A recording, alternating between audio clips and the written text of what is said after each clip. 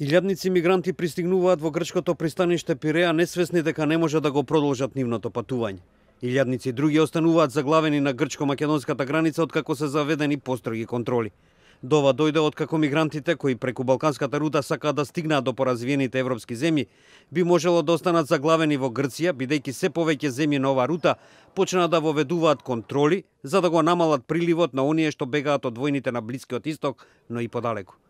Над 1000 патници на бродот Blue Star Patmos, повеќето од нив жени и деца во придужба на грчката крајбрежна стража, останаа во Пиреа откако им било кажано дека нема автобуси кои водат до границата со Македонија. Јусеф, 31 годишен аптекар од сирискиот град Алепо, вели дека не знаел за ваквата ситуација на границата. Сакам да одам во Германија сега. Барам автобус, но тие ми рекоа дека нема. Треба да чекаме. Зошто? Не знам што да правам, вели тој. Амат Мансур, заедно со семејството, ја напуштил провинцијата Илдип откако, како што вели, неговиот дом бил разурнат кога почнале руските воздушни напади таму. Тој е поранешен учител и вели дека најдобро ќе било да стигне до Германија. Но, како што додава, не е битно каде ќе заврши. Ако одам во пеколот, и таму ќе биде полесно за живење од Сирија. Сирија е неподнослива. Таму никој не може да живее ако не е терорист или борец, вели 46 годишниот Мансур.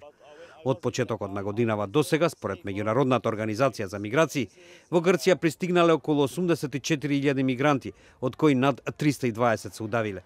Протокот на луѓе, како што велат грчките власти, бил забавен поради ограничувањата на границите на земјата во Балканската рута, кои сакаат дополнителна идентификација на луѓето, вклучувајќи ги и сириските бегалци.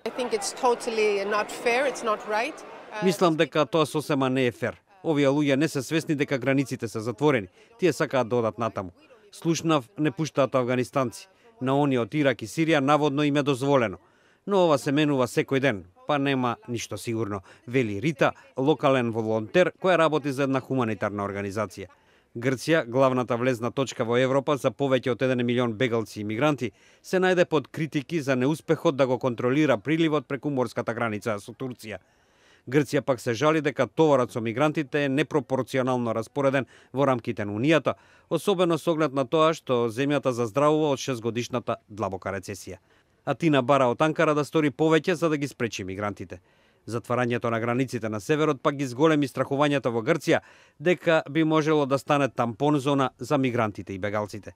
Ни требаат кампови и ние ќе ги изградиме, изјави грчкиот министер за миграции Јанис Музалас.